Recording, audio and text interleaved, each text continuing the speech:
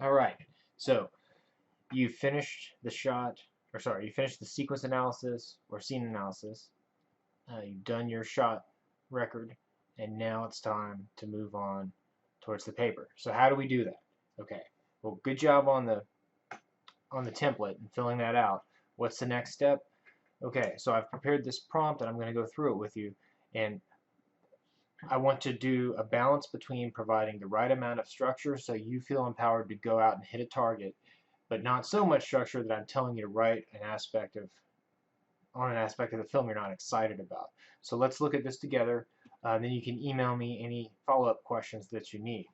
Um, so I read through this prompt that I've created, and what I'm telling you is now that you've created the shot list, I want you to develop an argument about how the techniques that you investigated, how do they reinforce the scene's themes, and then go through your shot analysis and just mine the details that help you make your argument. You don't have to discuss everything you've cataloged, but now you have a great catalog of evidence, right? So all you've got to do is kind of think about that and what argument do you want to make and how do you want to support it. Okay, so let's go into detail. Just the thing is, you don't have to write about everything, every little thing you wrote about on your sequence analysis, right? You don't have to do that. You can just pick and choose. That's the thing to take away from this. So again, kind of now that the typewriter keys have cooled off, so to speak, it's your work is no longer hot off the presses. You can come back to it with a fresh eye, read through what you wrote, and ask yourself these questions. Maybe on a separate Word file or a separate sheet of paper, just make note. What else could you say about the mise en scène? Watch the film clip again, right? Is there anything that you could have said that you didn't say? Make note of that. What else can you say about the cinematography? How did the angles or the distance from the actors work? Um, are there different depths of field, deep focus and foreground and whatnot? How does the cinematography reinforce the mise en scène, right? Editing. Can you say any more about the transitions between shots, or do you notice anything now that you've been looking at this for a long time? Are there continuity violations like we saw in The Graduate? Are there, any weird effects that you can mention? How about the sound? What can we say about how the sound is working to relate to the picture on the screen? And then there are two kinds of sound, and I define them on here. These are two new terms I'm kind of sneaking in for you. There's diegetic and non-diegetic sound. Diegetic sound is sound that's happening for the characters, right? Non-diegetic sound is sound the characters can't hear, but we as the audience can hear it. And sometimes a movie will collapse the boundary there.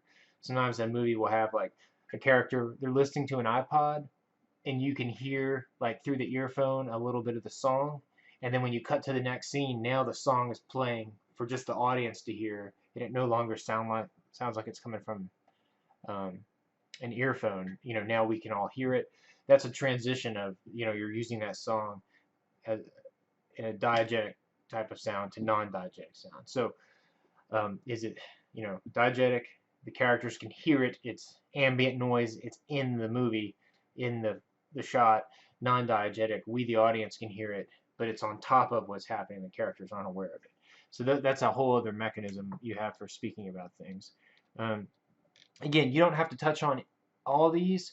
Just focus. Okay. So what are you going to be doing in this paper? Let's begin at the end.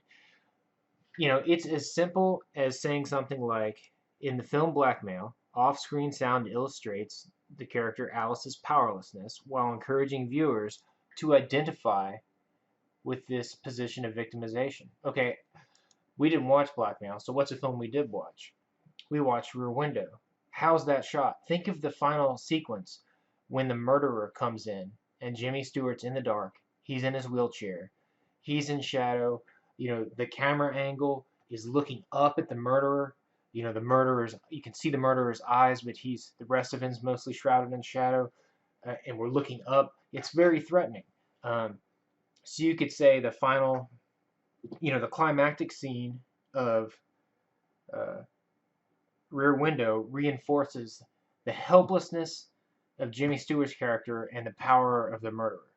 And then you would just go through and say, and here's the camera angle reinforces this, the dialogue reinforces this. This is what is called kind of a close reading.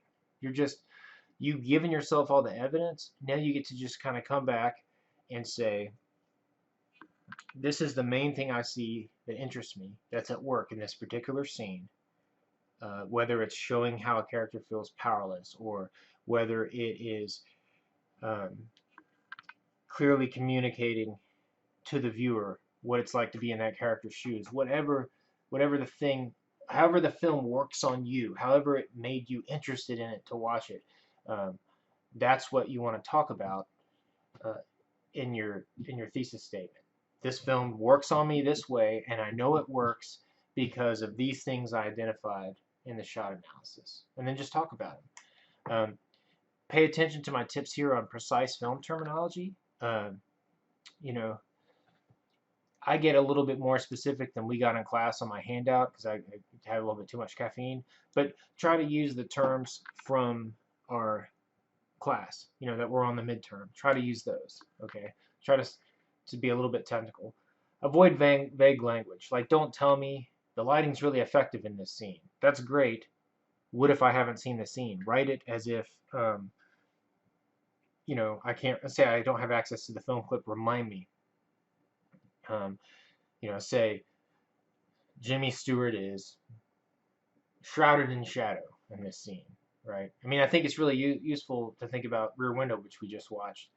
Whenever Jimmy Stewart is kind of spying across the way and he doesn't want to be seen, what does he do? He wheels his wheelchair back, and you see the shadow come over his face just a little bit. And when he's looking more, he wheels forward. And what does that tell you? It tells you about how visible he might be to his apartment complex mates across the way.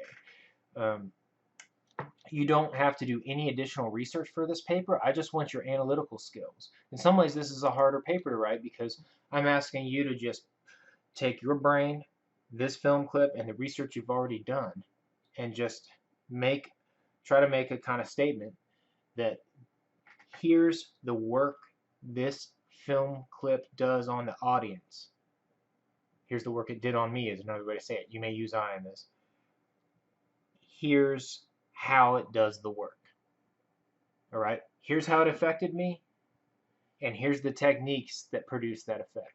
And now I'm going to talk about them for 4 to 5 pages. All right. Do you want to reference other things in the film? Sure, you can do that. Do you want me to give you permission to have an introduction where you do a little bit more plot summary? Okay, you have my permission. But after the first half of the first page, we shouldn't be summarizing the plot. If you need to do it to feel like it gets you going for half a page, okay. But then I want 4.5 pages of here's how the film works on me, and here's the techniques that made it work on me that way. And you've already got those techniques to write about because they're in your shot analysis. Okay, so 4 to 5 pages, double spaced. Make sure you use italics or italics or underline for the titles of films. All right, and then give yourself a creative title for your paper and use an MLA style heading. Do proofread and spell check because grammar will count this time because this is for a final draft. All right, so good job. That's my initial introduction. If you want more specific feedback, touch base with me in office hours. But I think you've got a good start here. I mean, you cataloged a lot of information, and now you're ready to think about how the film clip worked on you and how it achieved that effect through what techniques, right? So read through this a couple times, and then watch the video a couple times, and then just go to it. Just chip away at it. This is the kind of paper you chip away at. Half a page a day, once a week, you're done by the end of the semester. All right, or maybe a page a week. I don't know about my math, but basically, if you do a page a week on this, you're done before the end of the semester. Low stress. It's kind of like you're just chipping away. You don't have to have like a torrent of inspiration. Okay, thanks, and go Bucks.